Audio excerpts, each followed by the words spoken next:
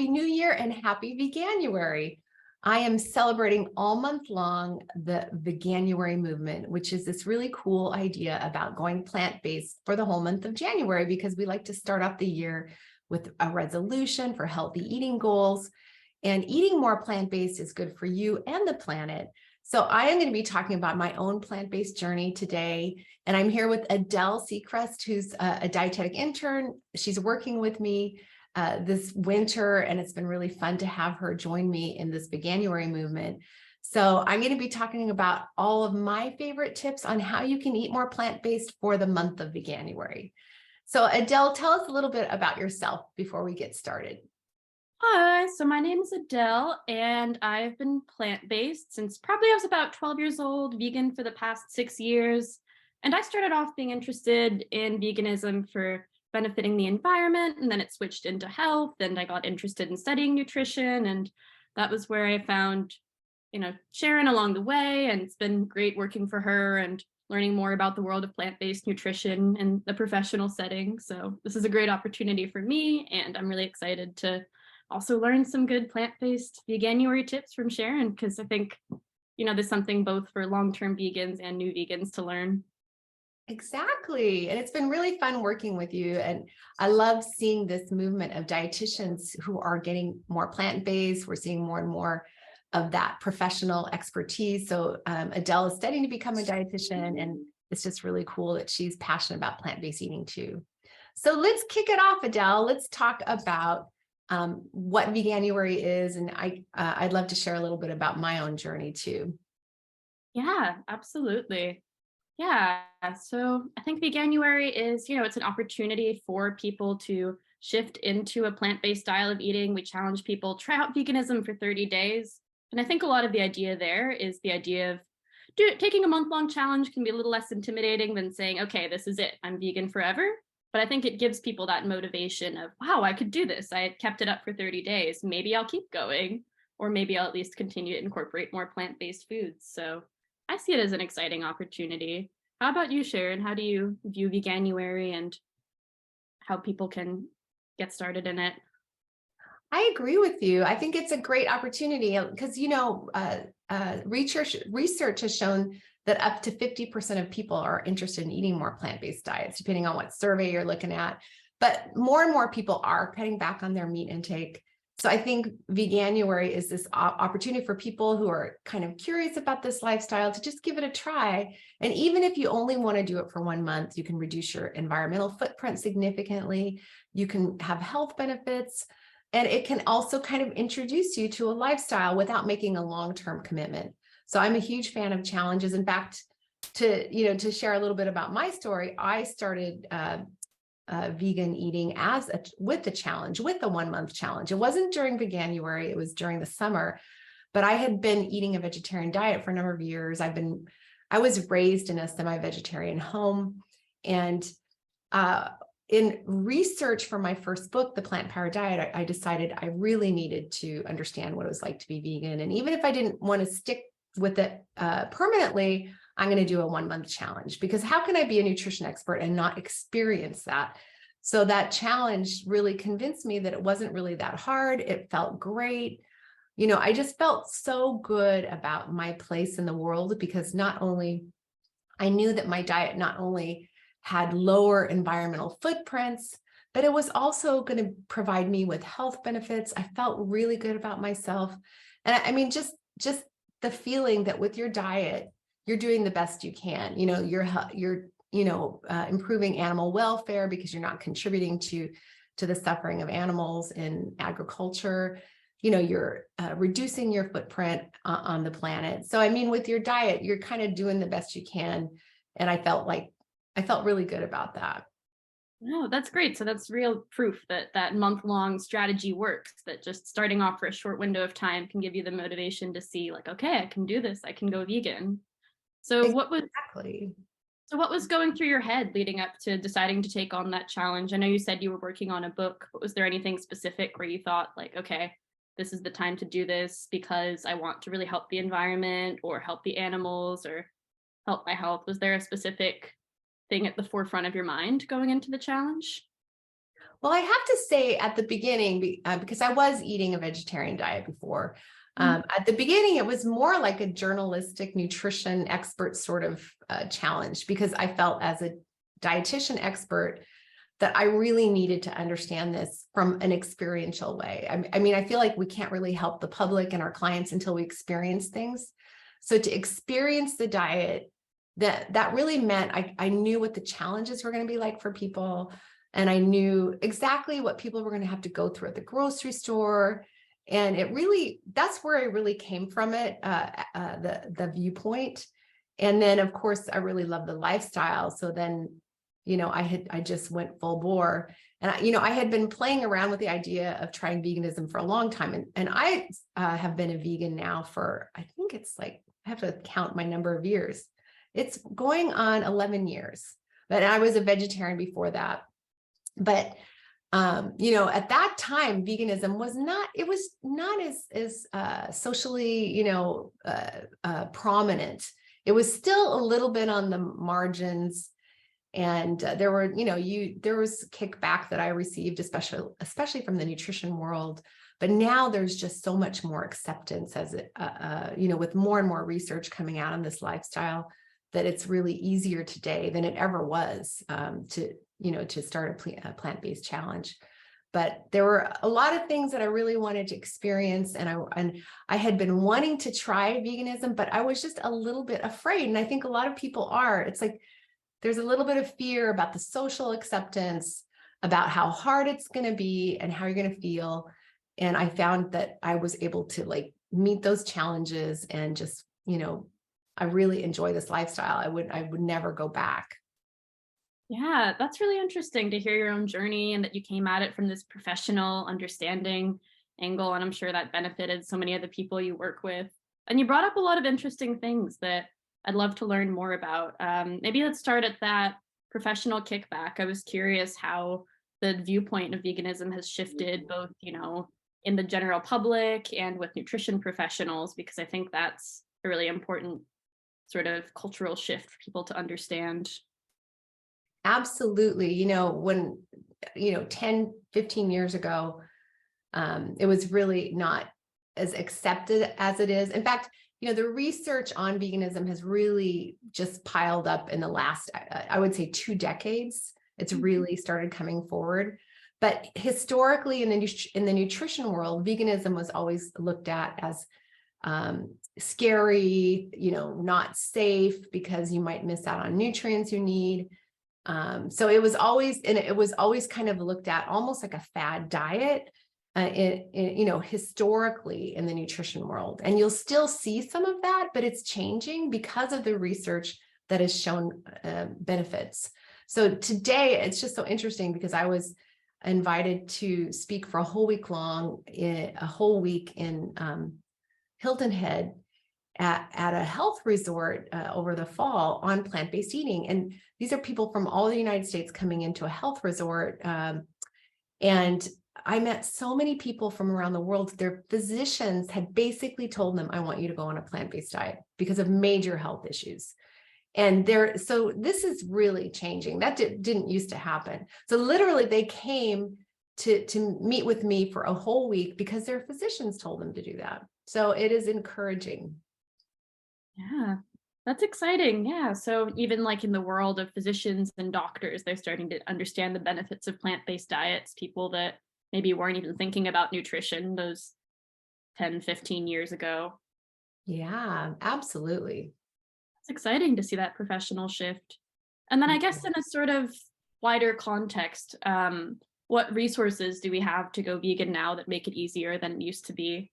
Are there more options at the grocery store than there used to be? Or are there just more resources out there for people that are looking? Or is there anything that's still kind of confusing? That's a great question. And there are so many more resources. And I think most people have noticed this. I mean, I remember when I wrote the Plant Powered Diet, my first book on plant-based eating, that you would have tofu, you'd have soy milk and almond milk.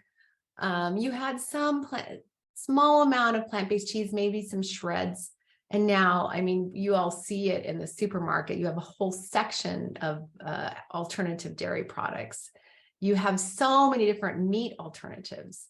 So it's so much easier because of all these products. And that really also brings also that kind of social acceptance, because every day people are seeing these products in stores. So, to me, that really shows that social acceptance now, that it's not so unusual to grab a carton of soy milk or some almond yogurt or some meat alternatives, because everybody's eating them now. Yeah, so I guess that goes back to what you're talking about before too. It's sort of less on the fringes now. It's part of mainstream society. People are seeing it in grocery stores and that sort of thing all across the US. Exactly. It is much more mainstream. There are more resources. People have read the reports on benefits. So, we were talking about Veganuary. Veganuary, the website, has tons of resources about challenges. And now you have other organizations that provide benefits, like PCRM is a great resource for, handouts, challenges, articles. I love the Vegetarian Resource Group is another one. And then my own blog at sharonpalmer.com has tons of resources, a free toolkit for trying a vegan diet. So there are a lot of great resources out there. Yeah, that's great. So people have access to even professional, well-educated researched materials, even just from their own homes, from their laptops.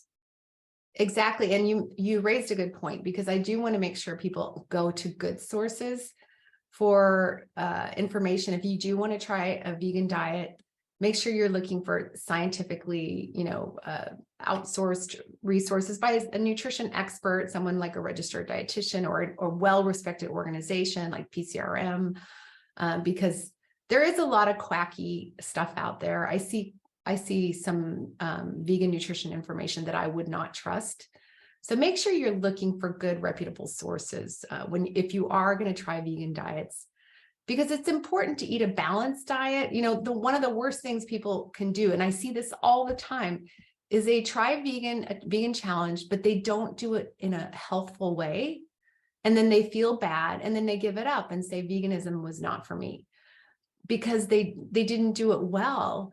And that is just such a sad opportunity, an opportunity that was wasted.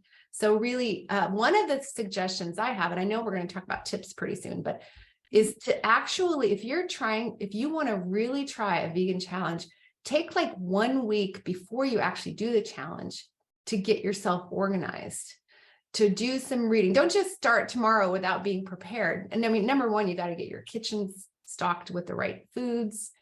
And you have to have an idea of what you're going to be eating every day. And you have to meet your nutrient needs so you feel healthy and well. So take a week to get yourself organized before you actually start, because then you want to do it well so that you actually get the benefits of it. Yeah, that makes a lot of sense. So a good first step would be to start in on that planning phase and to not be so intimidated and think I have to start doing this tomorrow. So what else would you say to somebody who's, interested in going vegan, but wants to really make it last? And what else can they do besides planning? How can somebody go vegan and stay vegan? Yeah, so my first tip was to get organized. And then my second tip is to set up your pantry for success, which is kind of like part of that planning thing. But, really start understanding what are the foods you're going to be eating. So like, for example, the plant proteins is really the biggest area, because you're basically eliminating animal proteins and eating plant proteins. So familiarizing yourself with what those proteins are going to be. Like, you're going to be eating beans every day. Beans or lentils, we call those pulses. Beans, lentils, dried chickpeas, dried beans and peas. You're going to be eating tofu, tempeh, nuts, peanut butter. Those are your protein sources. And then you're going to be eating more whole grains. Those also contribute protein. And then lots of vegetables and fruits. So just making sure you stock that, your pantry up so that you've got those foods available. Getting some really easy recipe ideas that you can just go to. Like, for example, one of my very favorite breakfasts is a porridge, just steel cut porridge with whatever fruit is in season, with some nuts and soy milk. And that's could be your breakfast, like if you have some go-to meals, A power bowl is another thing that I love to recommend, because a power bowl is like a planned meal in a bowl. Like you don't have to think about what you're eating because you've got your whole grain, your grain foundation. Then you're going to add some plant protein. Maybe that's baked tofu or tempeh or some chickpeas. Then you're going to add tons of veggies and then a flavorful sauce. So no planning. That's just an easy meal that you could have any lunch or dinner. So creating some of these really easy meals that you know you're going to have. And then also doing a little reading about how to plan your diet well so that you're meeting your nutrient needs. These are some of the really important things. And one other thing I like to recommend is like check out your community. Look and see what grocery stores you have. Look and see what stores have the best plant-based offerings. A lot of your natural food stores tend to have more. Find a farmer's market in your community, depending on your season. I live in California, so it's year round, because you'll just really just have so much fun eating all those seasonal fruits and veggies. But also restaurants in your community, like find some really good restaurants that have some vegan options so you get to treat yourself a little. So really those are some of the most important things you can do to get set up for success. Okay, wow. So that's a lot of different things you can do and research. So one of the things you talked a lot about was building these healthy meals and having these easy go-to staples. Where do you recommend people go to look for healthy recipes? Well, as you know, I have tons on my site at sharonpalmer.com. I do post recipes every week. You can sign up on my newsletter on my homepage at sharonpalmer.com, and you'll get recipes delivered straight to your inbox. But you can also just go and search. There's a category search button there. So I've got recipes for easy meals. I've got recipes for breakfast, lunch, salads, desserts, everything. But there are lots of great blogs out there that are plant-based, lots of great books. I have cookbooks too, like California Vegan is my latest cookbook that has a lot of recipes too. So these days, there are so many great recipes. And what I like to recommend, because I don't want people to think a vegan challenge is going to be that hard, because it doesn't have to be that hard. So I don't want you to feel like you have to cook all these special meals every day and that's like a full-time job, because some people, that's a barrier. They're like, oh, I don't have time. I work full-time. It doesn't have to be any more time consuming than your current way of eating. It's just a little bit of organization, finding some easy meals. You can meal prep like on Sunday, whatever your day off is, prep your meals for the week. But it can be super easy. Things like a sandwich with peanut butter and jelly, or baked tofu with lettuce and tomatoes. It can be that grain bowl. It could be tacos with black beans in them. So it can be easy. It doesn't have to be like overcomplicated. So I think that's a really important thing for people to understand. Yeah. Yeah, I think that's really big, just breaking down that barrier. People get so intimidated thinking, I don't have time to make all of these fancy meals from scratch. Yes, I hear that all the time. In fact, I think that could be one of the first barriers to plant-based eating, even just healthy eating in general. People think they don't have time. And I know it does take time. I don't want to take away from, I don't want to completely eliminate that. But anytime you're committing to your health, it is going to take a little bit more time than just going, to eat fast food or whatever. Although I like to challenge people, because I have a lot of 30-minute meals that I like to say, by the time you pick up the phone, or these days on your phone, and order a fast food delivery, you can have it by the time Uber Eats would get to your house, you could have a meal done and save a lot of money, not all that packaging going to the landfill. So it can be done, and you can get 30-minute meals on the table. Yeah, absolutely. So that can get done, and it can be convenient, it can be easy. Yeah. And see, and I was also curious. So I think it's interesting because we've talked a lot about the ways that veganism has shifted and strategies for going vegan. I'm curious, what would you say to somebody who is interested in going vegan, maybe for the animals or for the environment, but is worried they won't be healthy on a vegan diet? Great question. Well, first of all, research shows that people who eat vegan diets tend to have lower risks of all the chronic diseases. And this has been pretty well borne out in research. The landmark Adventist health studies from Loma Linda University, where I went to school, they were the first to identify these benefits of plant-based diets. And they found that generally the more plant-based the diet, the higher the level of benefits that was for things like high blood pressure, high cholesterol, heart disease, inflammation, diabetes, obesity, all these things, people did better. The more plant-based the diet, the better. So even if you were vegetarian, you did better than the omnivore, but the vegans did the best overall. And then now other studies have confirmed those results. Of course, the main thing is eating a balanced vegan diet. So, these days you can eat vegan junk food just like any other diet. I mean, there's French fries and Coca-Colas are vegan, are vegan junk foods, right? So you have to, it's all about the healthful plant-based diet filled with whole plant foods as much as possible. But it can be done.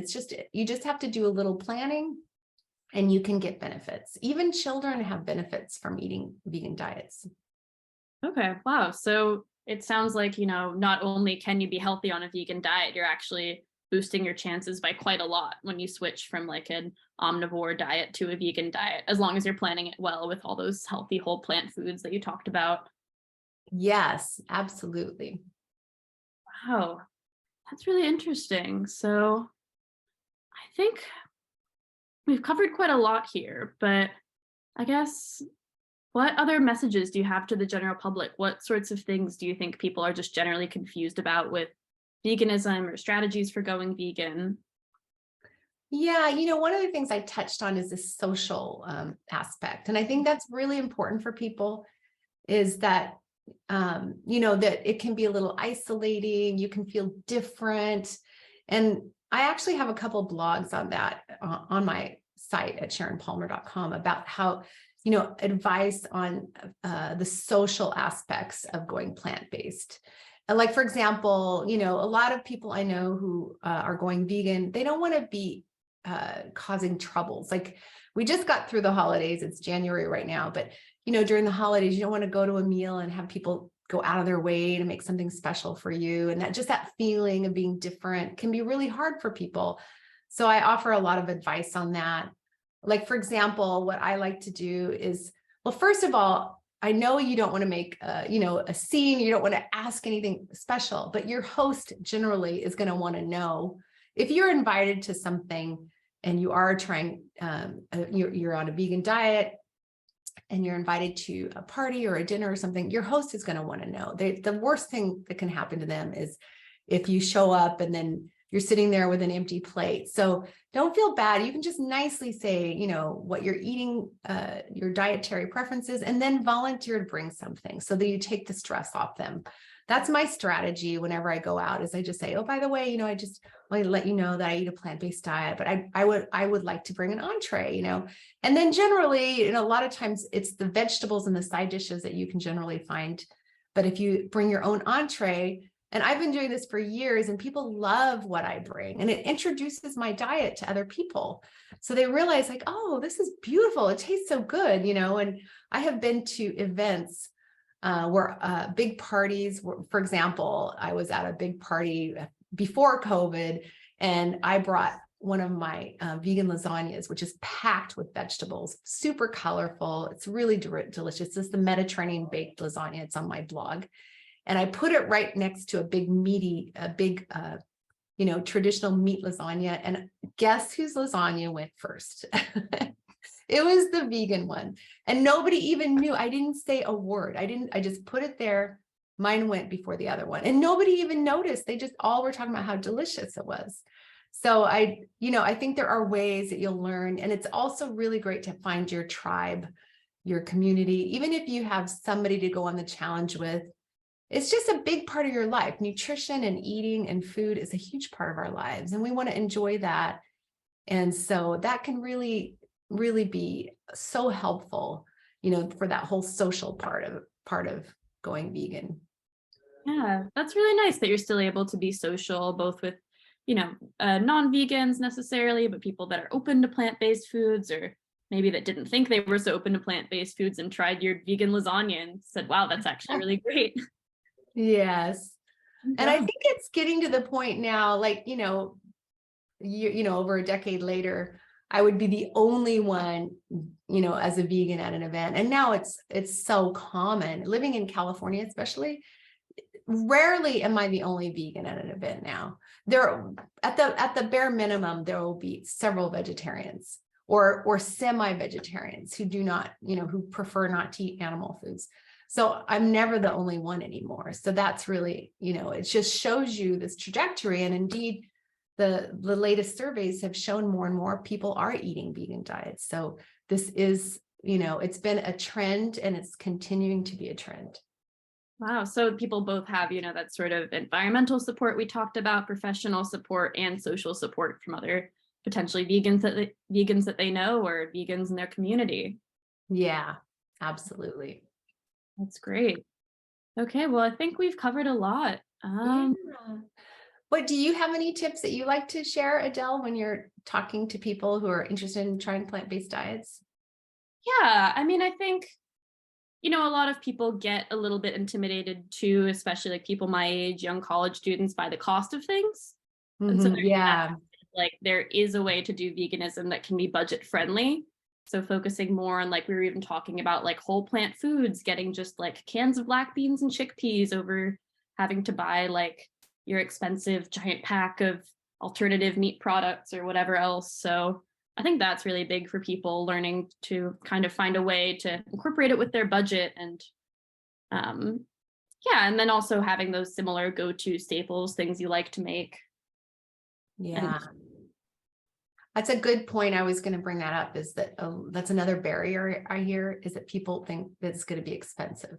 And I think it's because they feel like they have to go buy all these very expensive ingredients. And like you say, the alternative meats, but the least expensive protein source on the planet is beans. It's the cheapest plant protein source in general. So you're always going to do better if you're eating those type. And tofu is inexpensive. So if you're eating those kinds of things, you're going to save money. And I know vegetables can be expensive, but if you use seasonal vegetables when they're in season, you can also use frozen and canned. They don't always have to be fresh. You can make that less expensive. Whole grains are a good bargain too. So if you're eating more simple plant foods, you're going to save money. So I'm glad you brought that up. Yeah, So definitely. what are some of your favorite like plant-based go-to meals? I think people love to hear, like, what is it that you actually eat? Yeah, so it's interesting. So right now I'm doing my dietetic internship. So I'm working pretty busy hours. So I'm definitely one of those people going to my convenient options. A lot of the time I end up doing just like a wrap.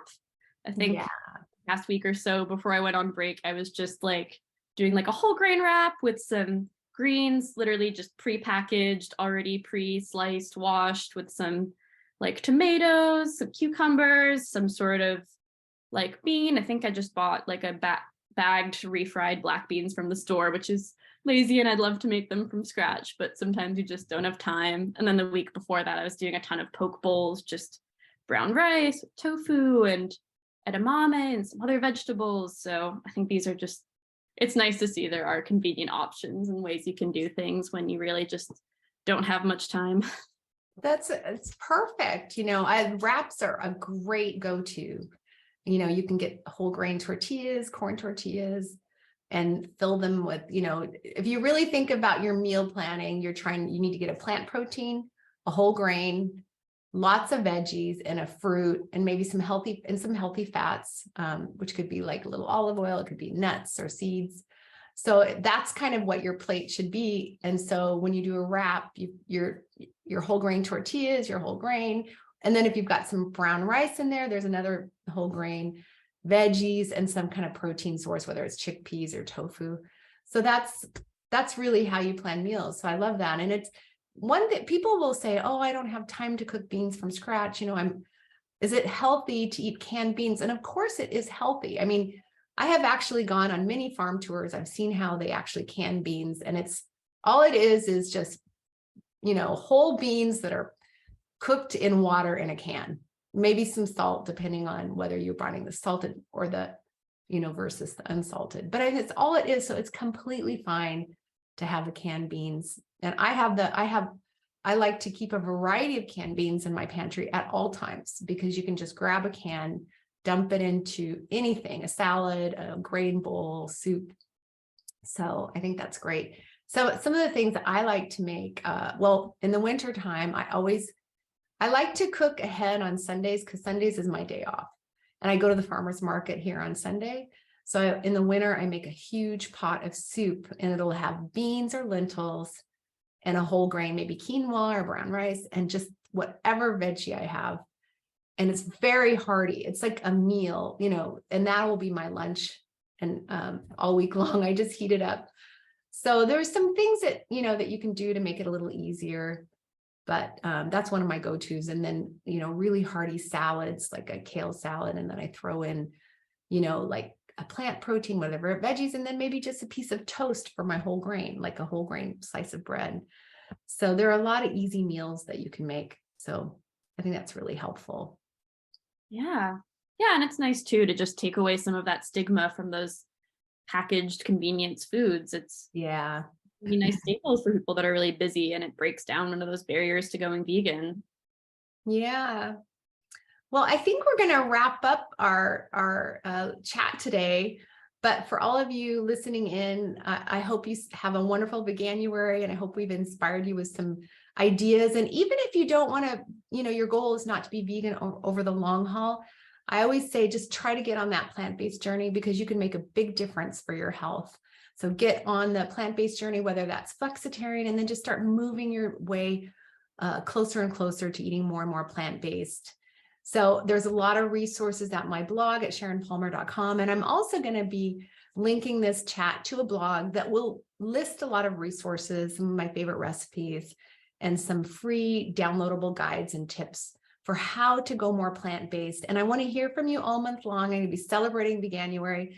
So drop me a comment on my social media on Instagram, Facebook, Twitter, and let me know how you're doing. And if you have any questions, what we can provide you, what kinds of resources are you looking for that would help you eat more plant-based?